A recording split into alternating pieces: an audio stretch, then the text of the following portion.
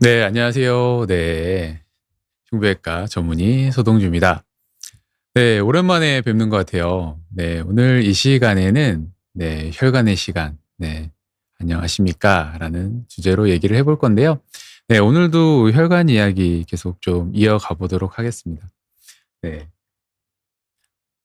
6시라 아마 이제 화요일이잖아요. 화요일이고 6시라 이제 퇴근 준비하시고 이럴 거라 좀 많이 바쁘실 시간일 것 같네요. 약간 그럴 것 같은데 이제 사실 이제 날씨가 많이 쌀쌀해졌어요. 이렇게 쌀쌀해지고 있는 이때 더 건강 관리를 좀 하셔야 됩니다. 네. 오늘 편하게 혈관 관련해서 이제 질문 주시면 좋을 것 같고요. 저도 혈관 이야기 이어가면서 얘기를 좀 나누는 시간을 가져보도록 하겠습니다. 제가 최근에 어 제 유튜브 채널이기도 한데 이런 채널에서 "하지 마세요." 약간 이런 얘기들을 많이 합니다. 이게 많은 분들이 건강을 위해서 하고 있는 행동들이 어떤 측면에서는 이 혈관 건강에는 조금 안 좋은 영향을 주는 것 같아서 그런 부분들을 좀 얘기 드리고 싶어서 쪼끔은 좀 과하지만 "아 이런 것들은 하지 마세요."라고 말씀을 좀 드리는데요. 그중에 제가 하나가 뭐냐면 마라톤 얘기를 제가 요즘 많이 해요. 러닝 얘기들을 계속하고 있어요. 그러니까 요즘 러닝 열풍이죠. 러닝 열풍이고 제가 이제 쭉 운동을 저도 인제 어렸을 때부터 굉장히 좋아해서 많이 인제 운동들을 많이 했었는데 이런 유행하는 운동들이 항상 있었거든요. 그래서 최근 이제 몇 년 전부터 아마 러닝이 유행일 거고 한동안은 또 러닝이 유행일 것 같긴 한데 이렇게 이런 유행하는 운동을 좀 하다 보면 쪼끔의 문제들이 좀 발생하는 경우들이 꽤 있습니다. 그래서 특히나 제가 "혈관 건강 있으신 분들은 좀 조심해라."라는 의미에서 "러닝 좀 주의해라." 그래서 뭐 "마라톤 하지 마세요." 약간 이렇게 강조해서 영상을 좀 촬영하기도 했었는데요. 이런 우리가 건강을 위해서 하는 행동들 자체가 어떤 측면에서는 좀 건강을 해치는 부분들도 있고요. 어 적당하면 좋지만 좀 과하게 이제 운동을 하다 보면 이게 굉장히 좀 건강에는 악영향을 줄 수 있는 부분들이 있어서 좀 '조심해야 된다.'라는 측면이 좀 강합니다. 네. 제가 "마라톤 하지 말라. 하지 마라." 막 이렇게 얘기를 드리는 게 왜냐면 혈관 건강에는 사실 좋지 않은 경우들이 많거든요. 제가 마라톤 운동 그러니까 마라톤 하시고 러닝 하시는 분들이 환자로 오시는 경우들이 꽤 많으세요. 이게 오시게 되는 게 내가 러닝을 이렇게 하고 있는데 이게 인제 러닝한 지 한 3 개월, 한 6 개월 정도 됐는데 내가 쪼끔 더 하고 싶은데 이 러닝하고 나면 다리가 좀 아프고 불편하고 해서 이게 못해서 좀 답답하다. 그래서 이상이 있는지 뭐 정형외과나 다른 과 다 돌고 돌아봤는데 그래도 낫지 않으니까 그래도 뭐 "혈관 문제일 수 있겠다."라는 얘기를 들어보고 "왔더라."라고 하더라고요. 그렇게 해서 인제 오시는 경우들이 꽤 있습니다. 그래서 그렇게 오셔서 검사들을 해 보면 무리가 굉장히 좀 많이 가 있어요. 특히나 혈관 자체가 기능이 좀 떨어지는 경우들도 떨어져 있는데 거기에 매일 그러니까 보통 마라톤 대회를 나간다라고 하면 42.195 킬로잖아요.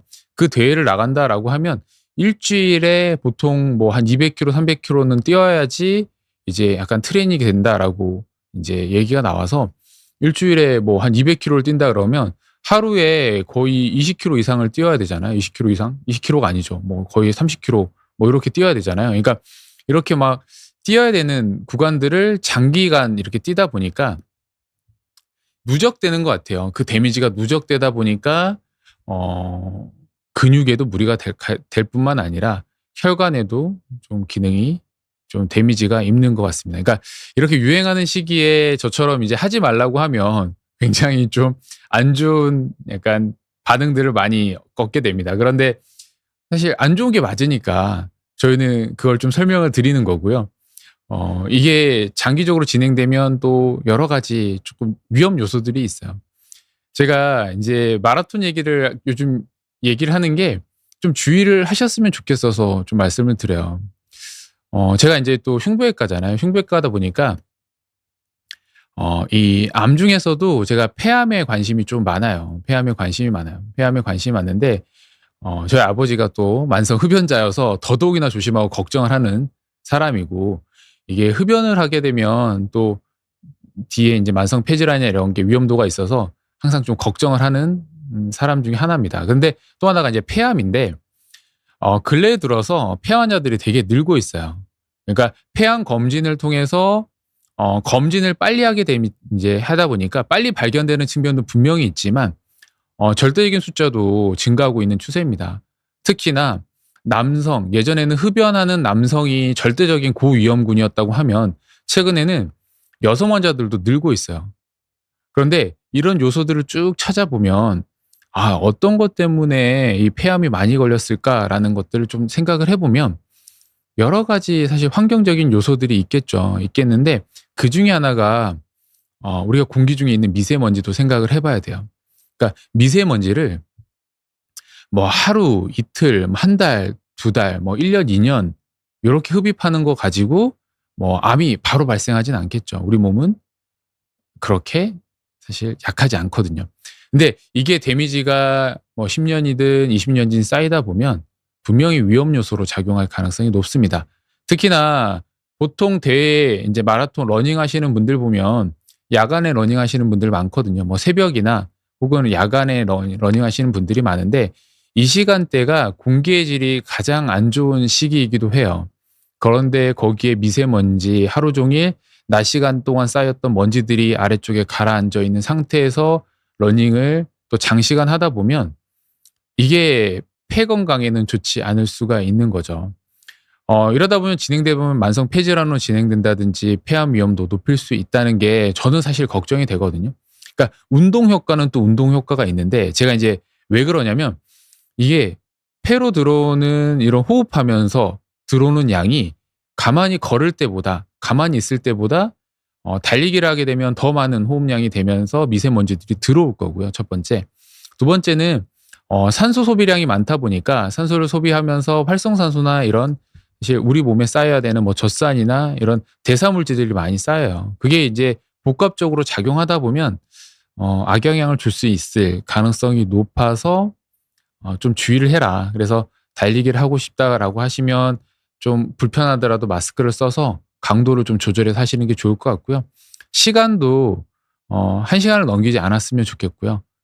강도도 조금 줄였으면 좋겠고요. 그런 부분들이 항상 걱정이 됩니다. 그래서 실제 혈관 기능이 떨어져서 제가 수술이나 시술을 하는 경우도 있고, 아니면 보조적인 치료 방법들을 좀 하는 경우도 있습니다.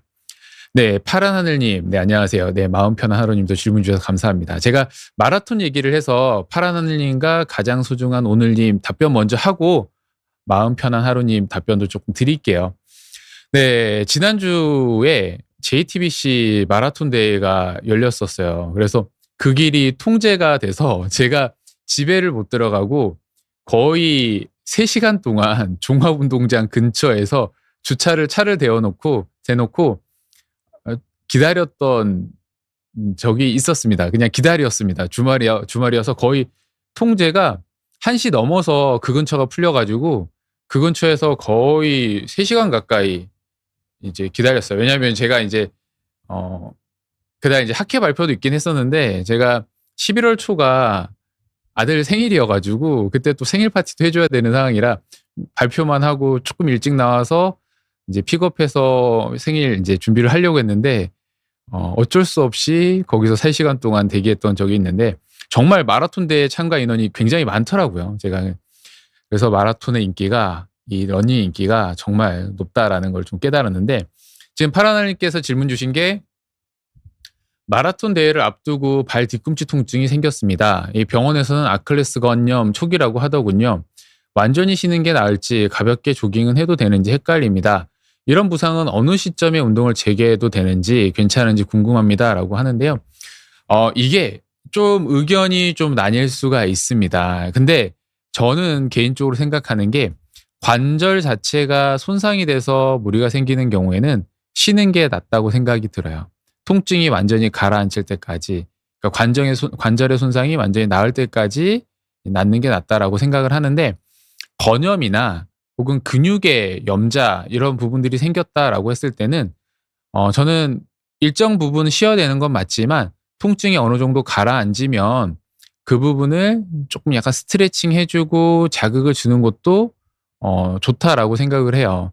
왜냐하면 건염이 생기거나 근육에 염증이 생기면 제 경험상 저도 운동하면서 건염도 생기고 근육에 사실 염좌도 생기고 이렇게 봤을 때 그런 염증들이 생기면 너무 그냥 쉬어 버리면 염증도 가라앉겠지만 그게 반복되면서 약간의 그 근육 자체가 약간 섬유화되고 딱딱해지고 약간 구축이 되는 경우들이 있더라고요. 그래서 그 부위를 너무 완전히 쉬는 것보다는 가볍게 움직이고 스트레칭 해 주는 게 오히려 장기적으로 좀 회복하는 데 좀 도움이 될 것 같고요. 근데 부상했을 때 회복이 완전히 안 된 상태에서 내가 다시 뭐 강도 높은 운동을 하는 건 좋지 않겠지만 가볍게 해 주시는 거는 나쁘지 않을 것 같아요. 네. 가장 소중한 오늘님, 마라톤 대회 중에 다리에 쥐가 나서 완주를 못했습니다. 아쉽겠네요. 제 친구도 저기 마라톤 대회 나가서 완주해서 굉장히 좀 자랑스럽게 올렸던데 대단해 보이더라고요. 왜냐하면 3 시간 넘게 뭐 4 시간 가까이 뭐 2 시간도 인제 2 시간 내로 들어오시는 2 시간 그러니까 3 시간 이내로 들어오신 분도 있지만 그 시간 동안 달린다는 게 쉽지 않잖아요. 대단해 보입니다. 뭐 만지 못하셔도 저는 시도하셨던 것 자체로도 굉장히 대단하다고 생각이 듭니다. "스트레칭도 충분히 했다고 생각하는데 근육이 약해서 그런 건가요?"라고 하시는데 그러니까 실제 이런 분들이 병원에 내원을 하세요. 그러니까 마라톤도 그렇고 이 장거리잖아요. 이게 장거리 그러니까 장시간 걷거나 뛰거나 이런 활동들을 하시는 건데 이런 활동들을 하면 결국에는 하체로 혈류가 계속 쏠리다 보니까 근육에 뭐 근력이 부족해서 그런 부분도 있지만 다리에 뭐 혈관이나 혈관 부분들이 약해서 경련이 생긴다든지 혹은 그쪽에 완전히 인제 뭐 사실 다리 혈관이 터지는 경우도 있어요. 그래서 멍이 막 드는 경우도 있거든요. 그러니까 그런 부분들도 나타날 수 있어서 어 내가 근력 운동도 하고 여러 운동을 했을 때도 그런 증상이 나타난다라고 했을 때는 한번 확인은 해 보시는 게 좋습니다. 저도 실제 정말 마라톤 대회를 몇 번 나가셨던 분이 다리가 불편해서 오셔 가지고 인제 검사를 통해서 확인해서 시술을 했던 적도 있고요. 어떤 경우도 있냐면요. 이 러닝 인제 계속 하시는 분들 혹은 등산 좋아하시잖아요. 뭐 요즘같이 이제 단풍지고 나의 공기도 딱 선선하고 약간 차갑지만 지금은 그래도 낮 시간에는 그래도 선선하게 산책하기 굉장히 좋은 또 날씨이기도 하거든요. 이맘때 인제 등산 가셨다가 이제 내려오거나 내려와서 식사를 하시면서 또 과하게 음주에 혹은 약간 기름지고 맛있는 거 드시다가 다리가 팅팅 부어서 오시는 경우가 있어요. 그러니까 이런 경우 보게 되면 혈전이 생겨서 오시는 경우들도 있거든요. 그러니까 그 이유가 뭐냐면 다리에 혈류가 정체되는 상황이 생기잖아요. 그러니까 혈전이 생길 수 있는 이 상황들을 그러니까 조건들을 이런 마라톤 대회나 혹은 등산이나 장거리를 그러니까 장시간 걷거나 뭐 혹은 이런 운동들을 하게 되면 이런 혈전이 생길 수 있는 환경을 만들게 됩니다. 그러니까 대표적인 게 일단은 혈류가 다리 쪽으로 계속 정체가 돼요. 정체가 쌓이고 쌓이다 보니까 정체가 되는 게 첫 번째로 생길 거고요. 두 번째는 땀을 많이 흘리면서 탈수가 됩니다. 그러니까 탈수가 되면서 어떻게 보면 혈액이 조금 더 끈적끈적한 환경들이 인제 생기게 되고요. 거기에 인제 오래 앉아 가지고 뭐 다리를 꼬거나 혹은 약간 기름지거나 혹은 음주까지 해 버리면 정말 인제 혈전이 잘 생길 수 있는 환경이 돼 버리죠. 그러다가 인제 혈전이 보통 약간 표재성 혈관에 인제 혈전이 생기면 처음에 많이 붓고 빨갛게 되고 혈관염이 생겨서 진행이 되다가 한 1 주일, 2 주일 그냥 '아 모르겠다.' 하고 그냥 진통소염제나 진통제 먹고 나면 좀 그게 혈전이 녹는 경우들도 있어요. 근데 인제 한 번 혈전이 생기면 반복적으로 생겨서 좀 문제가 생기는 경우도 있거든요. 그래서 그렇게 인제 붓는 분들도 발생할 수 있죠. 그래서 혈관 건강이나 혹은 내가 운동을 분명히 충분히 많이 하는데도 이렇게 뭐 쥐가 나고 혹은 다리가 붓고 뭐 무겁고 혹은 뭐 힘이 빠진다고 표현하기도 하거든요. 그러니까 그런 증상이 있다라고 하면 혈관 건강도 생각을 해보셔야 됩니다. 네, 오늘 마라톤 얘기를 의도치 않게 많이 하고 있네요. 네, 마음 편한 하루님 질문 주셨는데 제가 답변을 빨리 못 드려서 이 부분 좀 말씀을 좀 드리겠습니다. 네, 50대 주부분이시라고 하네요. 네, 요즘 다리가 자꾸 묵직하고 이 저녁이면 이 종아리에 핏줄이 붉어져요. 처음엔 단순히 피곤해서 그런 줄 알았는데 혈관이 점점 도드라지는 것 같다라고 하시네요. 혹시 이게 하지정맥류 초기일까요? 초기에 발견하면 수술 없이도 좋아질 수 있을지 궁금합니다. 라고 하시는데요. 50대 분이시면 이제 갱년기가 이제 올 수 있는 나이죠. 그러니까 이때면 이제 호르몬 변화들이 생기기 시작하기 때문에 뭔가 이제 불편감들이 밀려올 수 있어요. 그런데 이제 다리가 무겁고 그리고 종아리에 혈관들이 붉어진다. 그러니까 이렇게 붉어져서 이렇게 약간 보인다라고 표현하시는 것 같아요. 그러니까 피곤해서 그런 줄 알았는데 혈관이 점점 이렇게 늘어나 보일 수 있는데 이게 이제 호르몬 변화들이 생기고 그러면 혈관의 탄력성도 떨어지면서 피부 밑에 있는 혈관들이 도드라져 보일 수가 있긴 있어요. 근데 여기서 중요한 거는 뭐냐면 하지정맥류의 진단은 이제 초음파로 해야 돼요. 초음파로 해서 초음파를 통해서 혈관의 사이즈나 이제 혈관의 역류 소견들을 봐야 되는데 또 하나가 증상을 조금 봐야 돼요. 그러니까 이 증상이 하지정맥류와 연관성이 있는지를 봐야 되고 이게 이제 지금 말씀해 주시는 우리 마음 편한 하루님이 말씀하신 것처럼 그 증상이 내가 얼만큼 불편할지도 생각을 좀 해봐야 됩니다. 그래서 만약에 지금 봤을 때는 연관성이 분명히 좀 있거든요. 근데 내가 이거 봤을 때 검사를 좀 해봐야 되겠지만 만약 진단이 되더라도 생활하는데 내가 불편함이 그렇게 크진 않은 것 같아. 이렇게 생각하시다라고 하면 일단은 보존적인 치료만 하고 경과를 좀 보셔도 됩니다. 그러니까 보존적인 치료라는 게 항상 말씀드리는 거. 운동하고 체중 조절해야 되고요. 그리고 압박 스타킹이라고 하는 이제 압박을 해주는 부분들이 있고요. 그리고 뭐 등산도 좋고 다 좋습니다. 그러니까 운동을 하셔야 됩니다. 이런 것들이 이제 보존적 치료예요. 예전에는 저희가 이제 시술, 치료 뭐 이런 것들을 하게 되면 해부학적으로 문제가 되는 그 치료 부위가 완벽하게 치료가 됐냐가 중요한 관점이었어요. 그러니까 결과를 판단하는 근거였어요. 그러니까 시술자가 그런 해부학적 구조, 이상적인 구조물을 치료를 제대로 했다라고 하면 환자분이 수술 후에 뭐 시술 후에 치료 후에 뭔가 증상이 남든지 해도 시술자 측면에서는 치료가 잘 됐다라고 판단을 했거든요. 근데 최근에는 그런 이제 평가 기준 자체가 어떻게 보면 약간 주관적이긴 하지만 증상이 조절이 됐는지가 굉장히 중요한 이런 치료 결과를 판단하는 근거이기도 해요. 그렇기 때문에 치료 전에 환자분의 증상이 생활을 불편 혹은 내가 뭔가 계속 신경 쓰일 정도의 불편감이 있는지를 조금 확인을 해야 됩니다.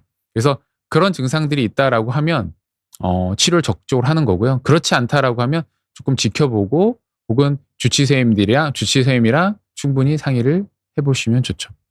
네, 그렇습니다. 일단은 뭐 하지정맥류일 수 있기 때문에 검사는 받아보시면 좋을 것 같고요. 그 뒤에 한번 충분히 상의를 해보시면 좋을 것 같습니다. 그리고 가시기 전에 병원에 진료 보시기 전에 내가 불편한 게 생활에 얼만큼 뭐 질과 여러 가지 이제 환경을 좀 떨어뜨리는지도 한번 생각을 해보시면 좋을 것 같습니다. 네, 러닝 얘기, 갑자기 제가 러닝 얘기하다 보니까 러닝에 대해서 질문들이 많이 오시는데, 제가 러닝을 막 엄청 싫어하는 건 아닙니다. 저도 달리는 거 좋아해요. 달리는 거 좋아하는데, 이게 달릴 때가 저도 체중도 잘 빠지고, 혹은 이제 약간 바디 쉐입이라고 하죠. 바디 쉐입도 제일 사실 잘 나오는 부분들도 있어서 러닝을 하는 게 좋은데, 흉부외과 입장에서 그게 이제 상상이 돼요.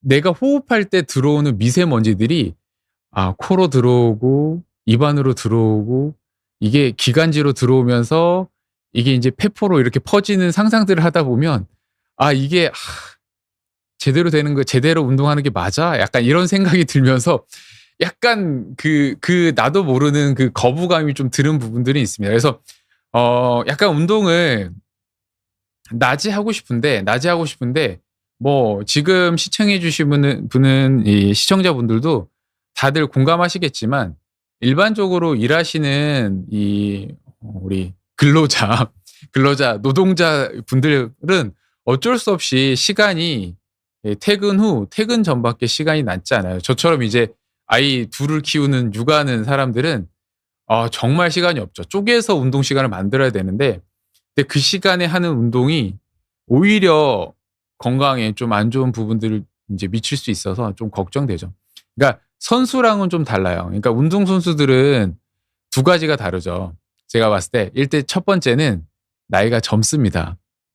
이제 뭐 보통 이제 30 대가 되면 은퇴를 하시니까 20 대, 30대 초반 혹은 10대 굉장히 건강한 시기에 운동을 하기 때문에 회복 능력이 굉장히 뛰어나다. 두 번째는 운동을 효율적으로 짜서 프로그램을 짜서 하기 때문에 운동도 효과가 있을 시간에 딱 이제 몰아서 하게 되고요. 하고 나서 꼭 하는 게 충분한 영양 섭취와 휴식을 취하거든요. 그렇기 때문에 회복 과정도 하고 뭐 근육의 피로도나 성장이나 이런 부분들에 굉장히 좀 신경 쓰는데 저희처럼 이제 일반인들은 그냥 때려 붓죠. 그러니까 운동을 하면 내가 취미 생활을 하면 그게 너무 스트레스도 풀리고 이때 굉장히 약간 엔돌핀이 높고 도파민이 높기 때문에 그때 운동할 때 몰입을 합니다. 몰입을 하다 보니까 그 휴식과 영양 섭취 혹은 이런 것들에 신경 쓸 여력이 없고요. 그 스트레스 해소에 대한 그 약간 뭐라 그러죠? 도파민 때문에 그다음 날도 하고 싶고 그다다음 날도 하고 싶고 이러면서 약간 중독에 빠지는 과정에 그렇게 빠지는 것 같아요. 그 스트레스 해소되고 약간의 인제 세로토닌 분비되고 이런 사실 행복감이 도취되다 보니까 그런 부분들이 생기고 그러면서 좀 과해지고 내 몸에 약간 해를 가하는 혹은 무리를 가하는 환경을 조금 만드는 것 같습니다. 네. 건강 찾는 김영사님. 실제 형사님이신가요? 저도 운동 후에 다리에 열이 많이 나고 붓는 느낌이 듭니다. 특히 밤에는 맥박이 빨라지고 잠이 잘 안 온다라고 하시는데요. 이런 게 과도한 피로 누적일까요? 아니면 순환 장애일까요? 운동량을 줄여야 할지 고민이 됩니다라고 하시는데요. 이 부분은 제가 여러 가지를 좀 고민을 해 보셔야 될 것 같습니다. 근데 다리에 열감이 느껴지고 붓는 느낌이 난다. 그러니까 남자분들이 특히나 그렇다라고 하면 이건 분명히 약간의 이제 혈류 흐름에 문제가 있어서 그럴 수 있습니다. 그러니까 운동하고 나면 똑같이 혈류가 다리 쪽에 쌓이고 이러면서 붓는 느낌이 좀 들 수도 실제 붓기도 하고 열감이 나타나는 경우도 있고요. 이러다가 인제 혈전 생기면 정말 벌겋게 되면서 단단하게 붓는 경우도 생기거든요. 이때는 빨리 병원에 와서 적극적인 치료를 좀 받으셔야 되거든요. 근데 내가 인제 밤에 이게 맥박도 빨라지고 잠도 안 그러니까 제가 이게 문제가 뭐냐면 운동할 시간이 없으니까 야간에 과도한 운동들을 하시는 경우들이 있어요. 저녁에 과도하게 운동하는 경우들이 있거든요. 이때는 약간의 숨이 차고 적절한 운동을 하고 좀 땀이 조금 나는 운동들을 하면 오히려 숙면에 좋은 긍정적인 효과가 있는데 너무 과도하게 운동을 하게 되면 이제 무산소성에 가까운 운동들을 하게 되면 오히려 식욕도 줄지만 잠이 안 와요. 그래서 수면 장애를 일으켜서 이게 잠을 자지만 제대로 잠이 못 자고 그러면 밤사이에 제대로 된 숙면이 안 취해지니까 피로가 누적되는 경우들이 발생할 수 있어요. 그래서 이런 부분들은 좀 주의를 해야 될 것 같고요. 제가 그래서 요즘 저도 맨날 이렇게 애플워치 혹은 뭐 갤럭시 워치 이런 혹은 요즘 뭐 러닝하시는 분들은 스마트워치들도 다른 종류 스마트워치들 많이 차시더라고요.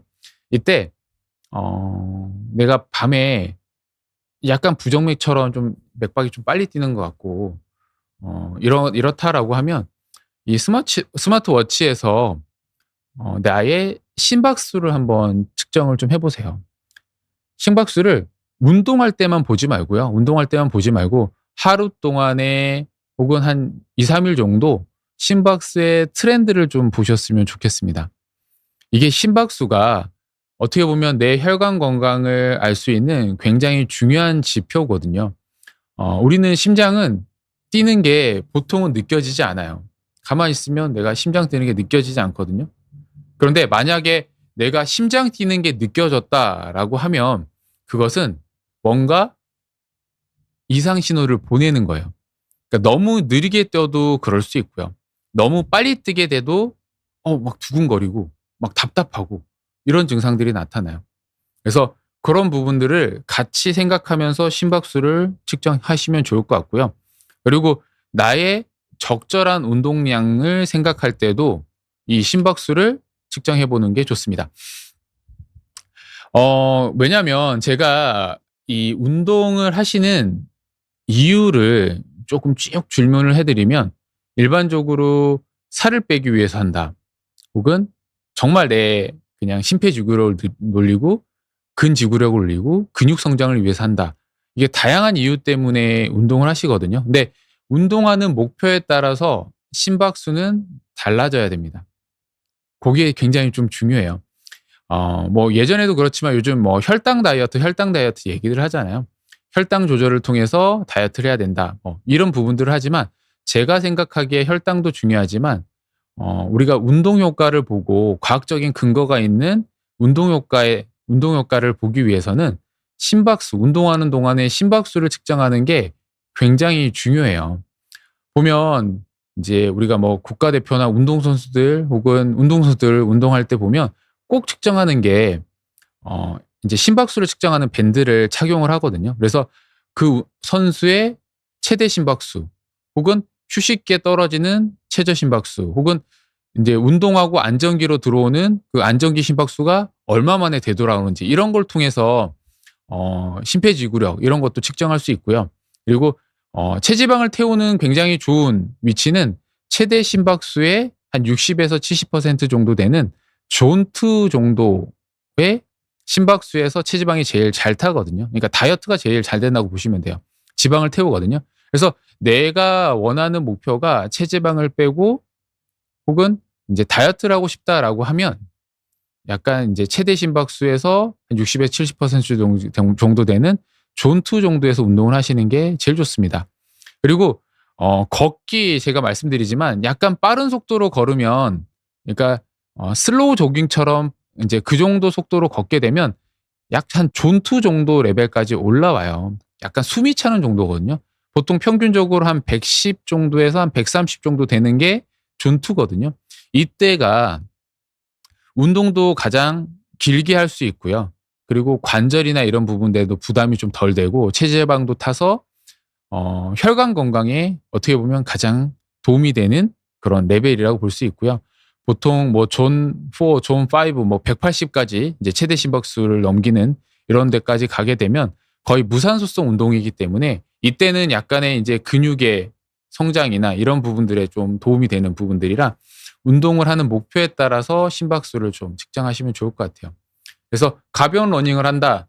지금 뭐 이제 내 인생의 락이라고 하신 분처럼 지금 질문해 주시는 것처럼 빠른 걸음으로 걷는 혹은 슬로우 조깅을 하는 것들의 오히려 체지방 태우고 장기적으로 봤을 때 우리 약간 노년층이나 관절이 안 좋으신 분들은 훨씬 더 효과가 좋다라는 것들을 좀 기억하시면 좋겠습니다. 그러니까 개인의 이 건강 상태를 고려하지 않고 남들이 하는 운동을 그대로 따라하는 거는 좋지는 않아요.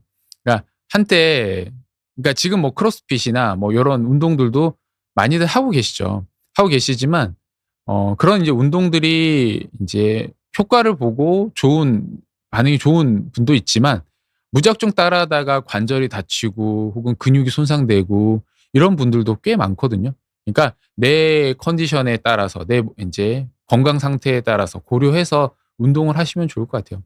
근데 인제 걷는 것도 빠른 걸음으로 걷기 힘드신 분들한테 무리하게 빠른 걸음으로 걷는 거는 사실 당연히 사실 추천하지 않죠. 그런 분들은 걷기만 해도 충분히 좋습니다. 여름 나기중 님.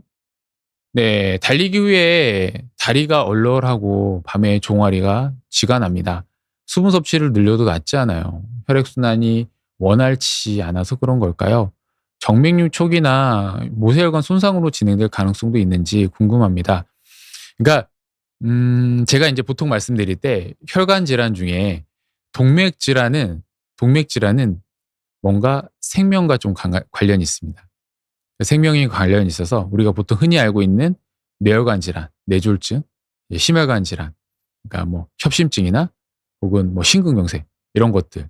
그러니까 동맥을 막으면 갑자기 그쪽에 근육의 괴사가 되죠. 그러니까 말초 동맥 질환들도 그쪽으로 혈관에 괴사를 일으키기 때문에 발가락이 이제 괴사가 생기기도 하고요. 그런 부분들이 생겨요. 그런데 정맥 질환은 서서히 생겨요. 그리고 그 증상이 굉장히 좀 모호해요. 그래서 "생활의 불편감을 인제 느끼게 한다."라고 제가 얘기를 드립니다. 그러니까 그런데 이런 증상들을 악화시키는 요소가 뭐냐면 장시간 다리 쪽으로 혈류를 몰리게 하는 상황들이에요. 그게 오래 앉아 있거나 서 있거나 달리기, 등산처럼 과도하게 장시간 운동들을 하는 경우들의 증상들이 나타나요. 그래서 과하게 운동을 하고 좀 오랜 시간 서 있고 했는데 다리가 불편하고 막 종아리에 쥐도 나고 경련이 생기고 막 이렇다. 막 밤에 잠을 못 자게 뭔가 다리가 움찔움찔 거린다. 이럴 때도 사실 혈관 질환일 가능성들이 있죠. 그래서 이런 부분들은 한번 계속 얘기 드리지만 체크를 해 보시는 게 좋습니다. 체크를 해 보시는 게 무엇보다 좋다. 네. 오너 7278 님. 네. 흉부외과 질문이네요, 흉부외과. 흉부외과에서만 하는 수술이죠. 네. 오목가슴이 있습니다. 좀 심해요. 평소엔 안 아프다가 최근에 이 잠을 잘 못 잤는지 오목가슴 부위가 일 주일 내내 아프더라고요. 정형외과를 다녀왔는데 잘 모르시겠다 하시면서 진통저염제를 주시고 나았습니다. 흉부외과 방문을 해 봐야 안전할까요? 오목가슴이 더 진행되는 건지 궁금합니다.'라고 하시는데요. 지금 질문 주신 오너 7278 님 나이가 어떻게 되시는지 궁금해요. 나이랑 성별이 쪼끔 궁금하거든요. 저희가 인제 오목가슴도 단계가 있어요. 단계가 있어서 우리가 얼만큼 들어갔냐에 따라서 단계를 좀 이제 나타내게 인제 차이를 두기도 하고요. 오목가슴 치료도 단계도 굉장히 좀 중요하지만 또 하나가 증상이에요. 증상이 얼만큼 있는지. 그래서 이 오목가슴이 그러니까 가슴에 있는 갈비뼈가 안으로 요렇게 들어가면서 주변 조직을 압박하거든요. 그러면 압박을 하게 되면 안쪽에 있는 폐나 이제 직접적으로 심장을 요렇게 압박할 수가 있어요. 이제 그러면서 증상이 나타납니다. 그러니까 당연히 심장을 누르면 뭐 이게 인제 장시간에 걸쳐서 눌려 있었기 때문에 뭐 아주 힘들진 않지만 그래도 간헐적으로 운동을 하면 인제 심장이 과부하가 걸려서 두근거린다든지 숨이 차다든지 이런 증상들이 나타날 수 있고요. 이거 또 하나는 이게 안쪽으로 요렇게 들어가는 형태이기 때문에 갈비뼈랑 요 안쪽에 있는 이 정중 안 인제 가운데에 있는 흉골뼈가 있거든요. 그 흉골뼈에 관절들이 있어요. 이렇게 연결되어 있는 관절들이 있는데 이 관절들에서 컨디션에 따라서 염증들, 관절염처럼 염증 소견들이 있어요. 그래서 약간 피곤하거나 혹은 뭐 잠을 쪼끔 무리하거나 이러면 그 부위, 가슴 부위가 좀 통증들이 생길 수 있어요. 이게 관절염처럼 이 갈비뼈 주변에 염증들이 생길 수 있거든요. 그때는 소염제를 먹고 나면 증상들이 좀 나아지지만 이게 반복되거나 혹은 증상들 혹은 인제 막 숨차고 이런 증상들 혹은 가슴이 이렇게 파인 이제 안으로 들어간 정도가 심하다라고 하면 수술이 좀 필요할 수 있습니다. 제가 인제 나이를 여쭤본 게 보통은 성장하는 어린아이들이 치료가 되게 용이해요. 왜냐하면 이 뼈가 굳지 않았거든요. 뼈가 굳지 않아서 그때는 치료를 해 주게 나면 굉장히 아프지만 굉장히 아프고 불편하지만 그래도 치료 효과가 좋습니다. 근데 인제 20대 중반이면 나이대가 쪼끔 있어요. 있는데 아주 못하는 단계는 아니고요. 이때는 그런 그 정도에 따라서 해볼 수도 있어요. 제가 왜 이러냐면 저 오목가슴 수술 자체를 어린 나이들, 그러니까 10살 뭐 근처에 초등학생들을 조금 주로 하는데, 요렇게 성인이 돼서 하는 경우들이 간혹 군대에서 하는 경우들이 꽤 있습니다. 군대에서 인제 오목가슴 때문에 불편하고 하면 군대에 인제 온 장병들을 수술하는 이제 경우들도 있죠. 그러니까 그때까지는 그래도 좀 치료 효과가 있어요. 근데 대신 불편하죠. 엄청 아프죠. 그리고 하고 나서 우리가 인제 고정을 해 줘야 되거든요. 이렇게 위로 올려 놓고 안에 철심을 넣어서 이렇게 고정을 하는 거라, 그 고정이 틀어지면 안 되고 빠지면 안 되고 막 그렇기 때문에 쪼끔 안전 가료해야 되는 시간들이 쪼끔 있습니다. 그래서 그런 부분들 좀 고려해서 상담을 좀 해 보시면 좋을 것 같아요. 그래서 어 수술하는 거는 뭐 어렵진 않지만 하고 나서 경과를 좀 봐야 되고, 그 안에 들어가는 바를 좀 유지하는 시간들이 한 1-2년 가지고 있어야 되기 때문에 그런 부분들도 고려해서 진행하시면 좋을 것 같습니다. 우리 324 님인가요? 네. 아니군요. 네, 맞죠. 우리 324 님. 네. "퇴근 후에 양쪽 종아리에 불편감, 당김이 생기고 자려고 누우면 다리가 욱신거립니다. 낮 동안은 괜찮은데 밤이 되면 유독 심해요. 이런 게 혈액이 제대로 순환되지 않아서 생긴 건가요? 그냥 나이 탓으로 넘겨도 되는 증상이 아닌지 걱정됩니다." 네. 제가 항상 말씀드리는 게 우리 몸이 보내는 신호를 무시하지 마라. 네. 이게 "무관심이 병을 키울 수 있다." 항상 말씀을 좀 드립니다. 그러니까 우리가 보내는 이 신호를 좀 약간 무시하고 혹은 무관심하다 보면 진행할 수 있거든요. 그리고 초기에 진단되면 그냥 간단히 치료해도 되는 문제를, 어 이게 인제 쪼끔 진행돼서 발견되면 치료가 좀 커지고, 혹은 치료를 해도 원래 상태로 돌아오지 않을 가능성이, 정상인 상태로 돌아가지 않을 가능성들이 있습니다. 제가 뭐 가끔 이제 예로 충치 얘기를 하거든요. 충치가 쪼끔씩 상하고 있을 때 조기에 치료해 주면 잠깐만 그 근처 그 겉에만 긁어내고 떼우기만 하면 되는 문제를 그냥 '아이 귀찮아. 이 정도는 다 있지.' 뭐 이러다 보면 나도 모르게 또 방심을 하거든요. 매일 양치하고 저녁에 양치하고 야식 안 먹고 이러다가 또 증상 괜찮아지면 또 야식 먹고 양치 좀 안 하게 되고, 이게 인제 반복되다 보면 안에 뭐 신경 있는 데까지 충치가 돼서 진행돼서 살릴 수도 없어서 뭐 임플란트도 하게 되고, 뭐 아니면 치주염이 너무 진행돼서 막 인제 치료가 어려워지고 이런 단계가 갈 수 있기 때문에 조기에 확인하고 진단하고 관리하시는 게 또 중요합니다. 그러니까 보통 이제 다리 혈관 문제가 있는 분들은 아침보다는 저녁에 더 많이 생깁니다, 증상이. 그리고 가만히 있을 때보다는 활동량이 많았을 때 생기고요. 그렇기 때문에 지금처럼 퇴근하고, 아마 지금 이 시간에 퇴근 때문에 대중교통 버스나 혹은 이제 지하철에서 서서 계시는 분들 많으실 텐데요. 이때 다리가 좀 많이 불편하고 욱신거리고 붓고 이렇다라고 하면 내 몸에 뭔가 다리 혈관에 조금 이상이 있을 수 있다는 거 조금 기억하셨으면 좋겠어요. 그러면 조기에 치료가 가능한데 이걸 치료 시기를 놓치는 게 저는 좀 안타깝거든요. 그 조기에는 간단하게 그냥 증상 완화하는 이런 보존적 치료만으로도 또 어느 정도 증상 완화할 수 있기 때문에 그런 부분들을 좀 기억하셨으면 좋겠습니다.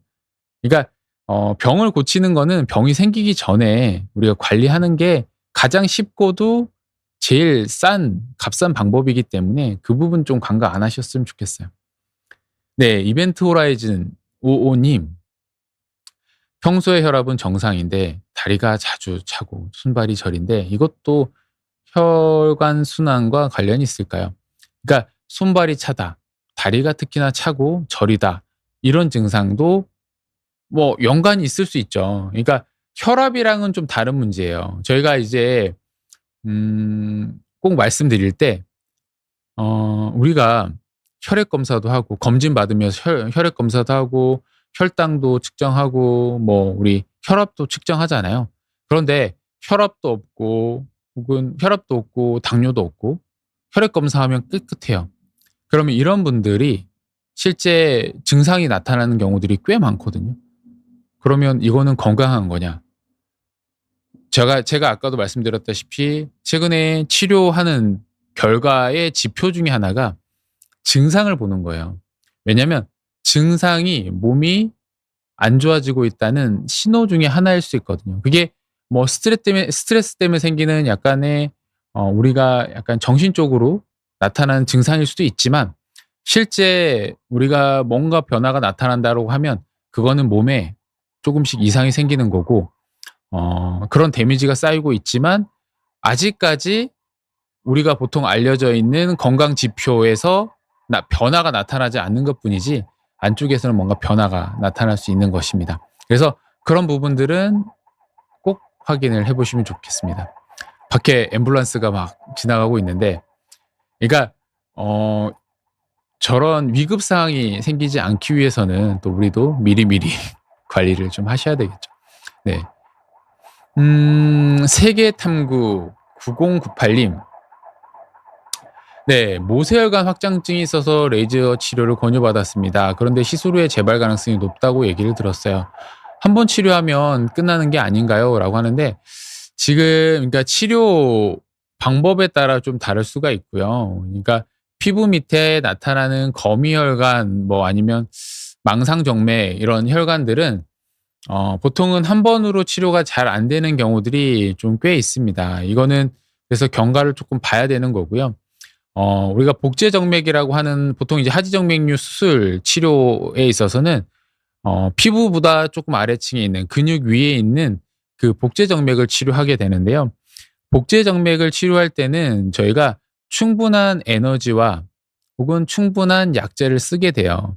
왜냐하면 피부 밑에 있기 때문에 그 안에서 혈관염이 생기거나 혹은 뭔가 변화가 생겨도 피부 밖으로 혹은 환자가 불편감이 크게 호소하지 않기 때문에 에너지를 충분히 줄 수가 있는데 피부에 이렇게 보이는 혈관들은 에너지를 너무 많이 과다하게 준다든지 약물의 농도를 너무 과하게 주게 되면 피부 밑에 있는 작은 혈관에 손상이 생기면서 피부까지 손상이 생기는 경우들이 있어요. 그러면 내가 치료하는 범위 이상으로 그 주변 조직이 손상이 되기 때문에 한 번에 아주 강하게 치료하려고 하지 않아요. 그래서 여러 번 좀 치료해서 안전하게 치료하려고 하는 게 일반적이에요. 그래서 그런 부분들은 조금 인지를 하시고 치료를 하시는 게 좋고요. 한 번으로 치료가 된다라고 하면 그거는 한 번 해서 치료가 되는지를 조금 봐야 되고요. 제가 인제 말씀드릴 때 피부 밑에 그러니까 피부에 있는 이런 혈관들 치료를 하실 때는 약간 문신이랑 좀 생각을 하셔야 돼요. 문신이랑 비슷하게 타투 지우는 거랑 비슷하게 생각하셔야 돼요. 그러니까 타투를 지울 때도 그러니까 지우는 뭐 레이저 치료 받을 때 거기 있는 선생님들도 꼭 말씀드리는 게 "이게 몇 번 치료하면 좋아져요?"라고 했을 때 이거는 아무도 모른다.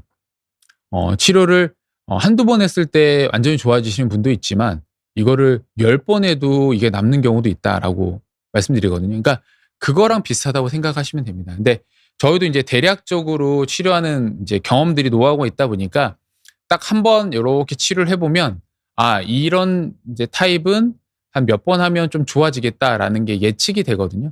그러니까 그런 부분들을 설명을 좀 충분히 들어보시면 좋을 것 같아요. 네. 베이포트 9696님. "전 운전하는 시간이 많아서 다리를 오래 굽힌 자세로 있습니다. 다리가 다리가 자주 저리고 붓는데 쉬는 날에도 증상이 남아요. 이런 게 혈류 정체 때문일까요?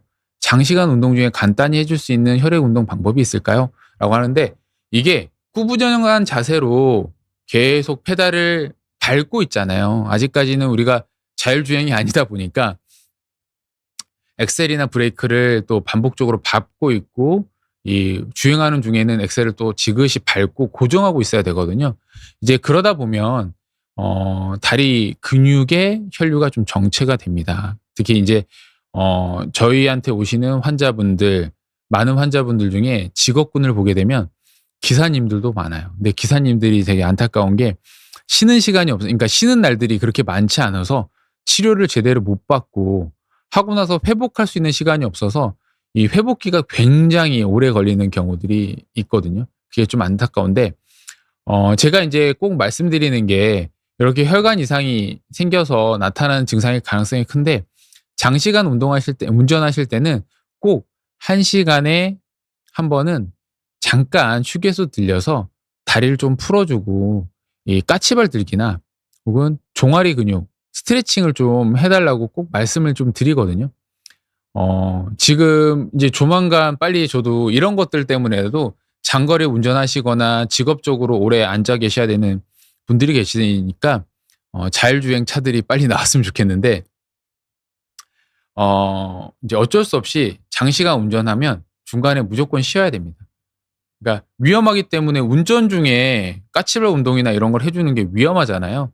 위험하니까 내려서 다리를 스트레칭 해 주고 운동해 주시는 게 더 중요합니다. 네. 아마 거의 인제 마지막 질문 이제일 것 같은데요. 조아스 오 님. 밤에 이 발이 후끈거려서 발을 내놓고 잔다 하시는데요. 병원 어느 과에 가야 될까요? 그러니까 지금 질문 주시는 환자분이 아니죠. 질문 주시는 이 시청자분들 쭉 얘기를 들어보면 화끈거려요, 저려요, 쥐가 자주 내요. 이런 증상들이 나타나요. 그러면 이게 어느 과에 가야 될지를 굉장히 고민이 됩니다. 이게 아마 인제 위에서도 말씀드렸지만 정형외과 가신 적도 있잖아요. 정형외과 그러니까 근육이랑 다리 쪽 문제니까 뭔가 사지를 보는 데가 정형외과니까 한번 정형외과를 가요. 근데 정형외과에서는 이런 화끈거림 이런 증상들 잘 안 보거든요. 그러면 특히나 이제 남자분들, 여성분들 같으면 이제 갱년기일 수 있으니까 갱년기 때문에 산부인과 갈 수도 있고요. 혹은 이래서 아니면 신경외과인가? 그럼 신경외과 가기도 하고. 신경외과에서 또 뭐 약간 이상 없다고 하니까 뭐 재활학과나 신경과나 혹은 통증 클리닉 가기도 합니다. 그러니까 되게 모호하거든요. 증상의 원인을 찾기가 힘들기도 하고 증상이 좀 모호합니다. 애매하고. 딱 이 질환 때문에 생기는 증상이다라고 얘기가 드리기 어려운데 저는 이제 개인적으로 옛날에는 약간 근육 문제 이런 증상들이 나타나면 근육이나 뭐 신경계 혹은 근육 이런 문제가 한 반 이상의 포션을 차지했다라고 말씀을 드렸는데 최근에 저도 인제 임상적으로 환자분들을 계속 많이 보다 보니까 이런 증상들이 있을 때 보게 되면 혈관 문제일 가능성들이 훨씬 더 큰 비율을 좀 차지해요. 그래서 꼼꼼히 혈관 상태 우리가 보통 이제 혈관 나이라고 하죠. 혈관 나이나 뭐 동맥경화 지수나 혹은 정맥 혈관의 상태나 이런 것들을 보게 되면 혈관에 이상이 있는 경우들이 생각보다 많아요. 그리고 제대로 검사를 하게 되면 진행이 꽤 많이 된 경우들이 많아요. 우리가 특히나 이제 동맥혈관 같은 경우는 70% 이상이 막혀야 증상이 나타난다. 그러니까 정맥 질환도 좀 비슷한 것 같거든요. 그러니까 이게 어느 정도 역류가 있고 어느 정도 늘어나야 증상이 나타난다라고 딱 명확히 말씀드릴 수는 없지만 증상이 나타나면 혈관은 꽤 많이 이제 병이 진행되어 있을 가능성들이 되게 높습니다. 그래서 혈관 클리닉들을 한번 가는 것도 하나의 방법입니다. 가서 내 나이, 내 혈관의 나이도 한번 측정을 해 보시고요. 그리고 내 혈관의 상태도 한번 측정을 해 보시면 좋을 것 같습니다. 제가 인제 혈관 얘기들을 계속 하는데 뭐 인제 그 이유 중에 하나가 아직도 이 혈관이 나빠지면 어떤 증상을 나타내는지를 잘 모르세요. 그러니까 아직 뭐 많이들 아시죠. 우리 뇌혈관이 막히고 심장 근육을 주는 관상동맥이 좁아지고 막히면 가슴이 쪼이고 아프고 막 머리가 어지럽고 뭐 쓰러지고 이런 증상들은 많이들 아시지만 또 하나가 말초에서 돌아오는 이런 말초혈관들의 이상이 생겼을 때 나타나는 증상들을 아직 잘 모르시는 경우들이 많아서 제가 혈관 건강에 대해서 조금 말씀을 계속 드립니다. 그래서 혈관 건강, 특히나 혈관 질환들은 하루 이틀 쌓여서 내 습관이나 환경들이 쌓여서 나타나는 증상이 아니라 수십 년 차곡차곡 쌓여서 진행하는 진행성 질환이 바로 혈관 질환이거든요. 그렇기 때문에 그런 혈관이 혹은 혈관이 나빠지고 있다는 신호를 보이고 있다라고 하면 꼭 확인을 하시고 관리를 하실 필요가 있으실 것 같습니다. 네.